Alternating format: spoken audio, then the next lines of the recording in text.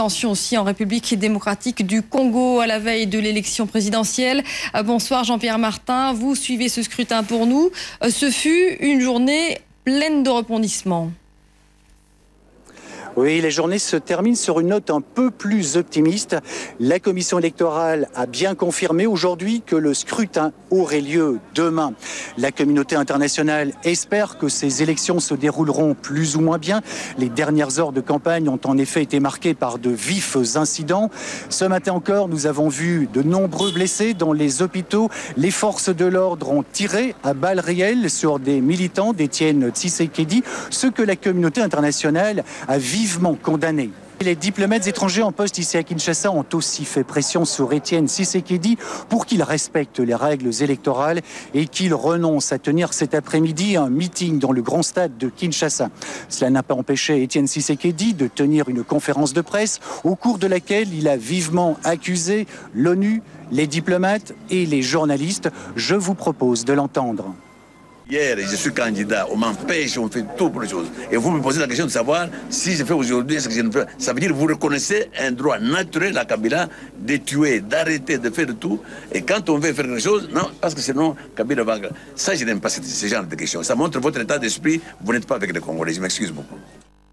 Pour mieux comprendre l'origine de cette violence, on va découvrir le reportage de Jean-Pierre Martin est réalisé dans l'ouest du Congo. Des images signées Damien Loumet et qui témoignent de la misère et du dénuement le plus total de la population.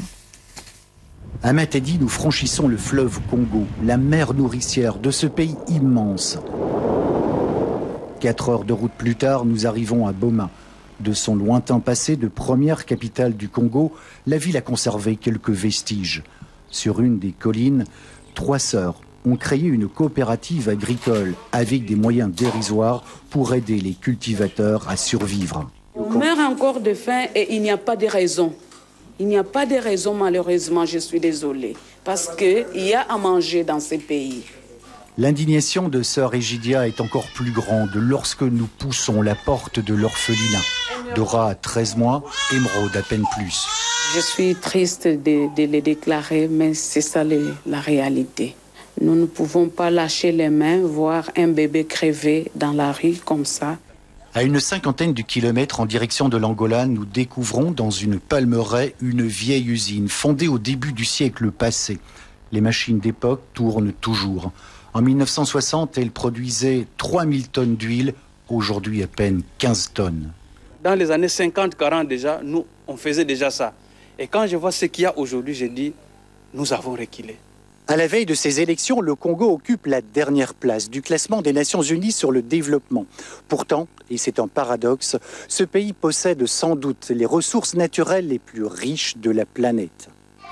Dans la brousse, nous entrons dans une école. C'est ça mon instrument de travail. Les enfants sont assis sur des rondins de bois. Le dénuement de la classe témoigne de l'abandon total des enseignants. Ces gens-là ne pensent qu'à leur propre intérêt. Parce qu'ils pensaient à nous, par exemple, un ministre, un député qui est voté par la population gagne autant. C'est pendant que ceux qui l'ont voté sont défavorisés. Et quand ils arrivent là, ils prennent la part des lions et nous sommes délaissés à nous-mêmes. C'est tellement difficile. Retour à Kinshasa, à la veille des élections. Sur le grand marché, les laissés-pour-compte de la capitale crient leur désespoir. Je vous le disais.